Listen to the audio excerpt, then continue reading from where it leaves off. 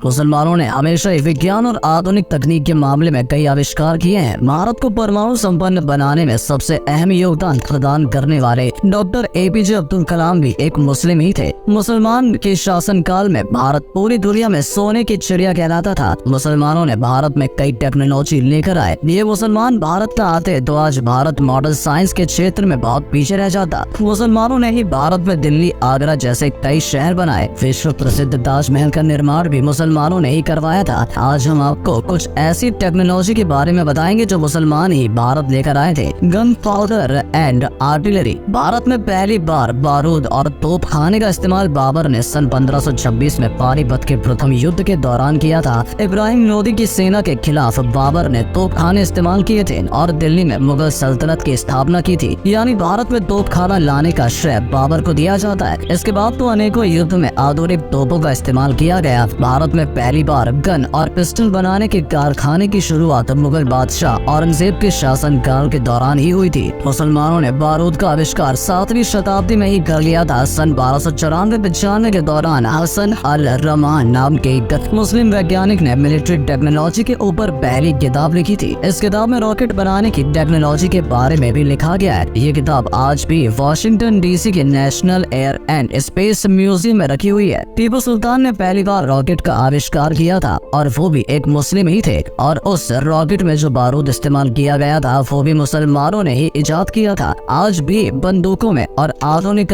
तोपों में gun powder का इस्तेमाल किया जाता है। Water pumping system. एक समय था जब लोग कुएं से रस्सी के जरिए पानी निकाला करते थे या फिर कई किलोमीटर दूर झील और नदी से पानी पीने के लिए लाया करते थे। लेकिन मुसलमानों के आने के बाद भारत में पाइप लाइनें बिछाने का काम शुरू किया गया। मुस्लिम वैज्ञानिक इब्राहिम अल जजारी ने पहली बार भारत में वाटर पंपिंग टेक्नोलॉजी के जरिए घरों में पानी पहुंचाने की शुरुआत की थी। पहले तुर्की में उन्होंने इस टेक्नोलॉजी का इस्तेमाल किया था और बाद में भारत में उनके द्वारा आविष्कार किए गए क्रैंक शाफ्ट और क्रैंक मैकेनिज्म के जरिए जमीन से पानी निकाला गया। इस टेक्नोलॉजी के आधार पर बाद में ट्रेन के इंजन चलाने की शुरुआत भी हुई थी। भारत के अलावा दशमिक, बुखारा, खुरासान और मोरक्को में भी मुसलमानों ने वाटर पंपिंग सिस्टम की शुरुआत की थी। सन 1615 ईस्वी में अब्दुल रहमान खान द्वारा पहली बार मध्य प्रदेश के बुरहानपुर में अंडरग्राउंड वाटर टनल बिछाने का काम किया गया, जिसके जरिए जलाशय से सीधे लोगों के घरों तक पानी पहुंचाया गया था। आज भी बुरहानपुर में कुछ जगह सैकड़ों साल पुरानी वाटर पाइपलाइन देखी जा सकती है। हालांकि उन पाइपलाइन का इस्तेमाल आज नहीं किया जाता, लेकिन ऐतिहासिक दृष्टिकोण से वो काफी अहम है। Paper making technology. भारत में वैसे हजारों वर्षों से लिखने की परंपरा चली आ रही है, लेकिन मुसलमानों के आने से पहले ताम्र पत्र पर या फिर जानवरों की चमड़ी और खालों का इस्तेमाल लोग लिखने के लिए किया करते थे। 13वीं शताब्दी में अरब के मुसलमान और सुल्तानों द्वारा भारत में पहली बार कागज बनाने की टेक्नोलॉजी लाई गई थी। इसके बाद ही भारत में कागज पर लिखना और कागज की किताबें बनाने का काम शुरू किया गया था। भले ही भारत में कागज बनाने की शुरुआत 13वीं शताब्दी में की गई थी, लेकिन मुसलमानों ने 750 ईस्वी में ही कागज बनाने का आविष्कार कर लिया था। बगदाद में पहली बार कागज बनाने की शुरुआत की गई थी। इसके बाद दशमिक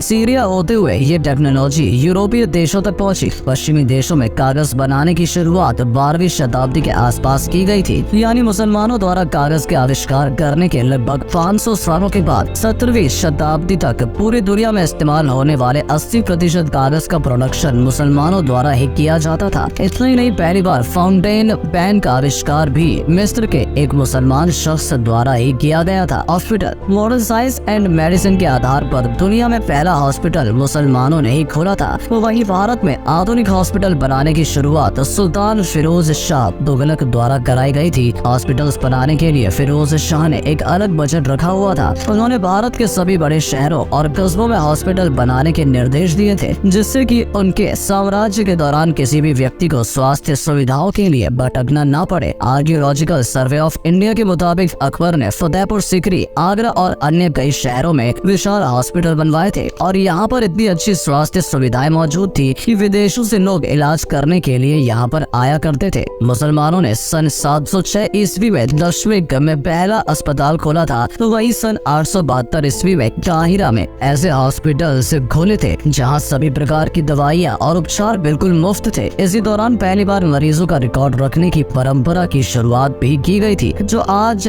देश के प्रत्येक हॉस्पिटल और क्लिनिक में निभाई जा रही है। यानी हॉस्पिटल में पर्चा बनाना और रिकॉर्ड रखने का श्रेय भी मुसलमानों को ही दिया जाता है। पहली मेडिकल यूनिवर्सिटी की शुरुआत भी नूरुद्दीन जंगी द्वारा मुस्लिम शख्स ने की थी। 12वीं शताब्दी के दौरान मुसलमानों ने मेडिकल कॉलेज भी खुलवाए। इन कॉलेज में लाइब्रेरी, खाना, हॉस्टल जैसी सुविधाएं भी मौजूद हुआ करती थी। मेटल फैब्रिकेशन एंड कैसिटल ग्रो। इस्लामिक वैज्ञानिकों ने भारत में कई प्रकार की धातुओं का निर्माण कराना शुरू किया था। एक धातु से दूसरी धातु को कैसे अलग करें और किन धातु के मिश्रण से कौन सी धातु बनेगी, ये भी मुसलमानों ने ही भारत को बताया था। भारत में पहली बार ग्लोब लाने का श्रेय भी अली कश्मीरी इब्न उल उस्मान नाम के शख्स को दिया जाता है। आज भारत के हर स्कूल, कॉलेज, रिसर्च सेंटर और लेबोरेटरी में ग्लोब अवश्य मौजूद रहता है। जवीर इब्न हयान ने एक्सपेरिमेंटल केमिस्ट्री की शुरुआत की थी और उन्हें फादर ऑफ अरब केमिस्ट्री भी कहा जाता है। जिस समय यूरोप के लोग जिंक धातु के बारे में जानते तक नहीं थे, उस समय भारत में मुसलमान द्वारा जिंक की मदद से हथियार और अन्य चीजें बनाई जा रही थी। शाहजहां के दौरान भारतीय वैज्ञानिकों ने सितारों और ग्रह के बीच की दूरी मापने और उनकी चाल का पता लगाने के तरीके खोज लिए थे। इसके अलावा पहली बार कांच की फैक्ट्री की शुरुआत भी इस्लामिक लोगों द्वारा ही की गई थी। 8वीं शताब्दी में कांच के बर्तन, रंग बिरंगे कांच और अन्य कई चीजों का निर्माण मुसलमानों ने शुरू किया था। भारत आज एक परमाणु संपन्न देश है और इसमें एपीजे अब्दुल कलाम का सबसे बड़ा योगदान रहा है। आज भी उन्हें मिसाइल मैन ऑफ इंडिया के नाम से जाना जाता है। मुसलमानों के बगैर शायद आज भारत परमाणु टेक्नोलॉजी से भी वंचित रह जाता है। इसके अलावा भी दुनिया भर में ऐसी कई चीजें हैं जिनका आविष्कार मुसलमानों द्वारा कराया गया है। पहली डिजिटल घड़ी का निर्माण इस्माइल इल इशजारी द्वारा किया गया था और उनके द्वारा बनाई गई घड़ी को एलिफेंट क्लॉक नाम दिया गया है। मॉडर्न स्कूलिंग की शुरुआत बगदाद में की गई थी। University of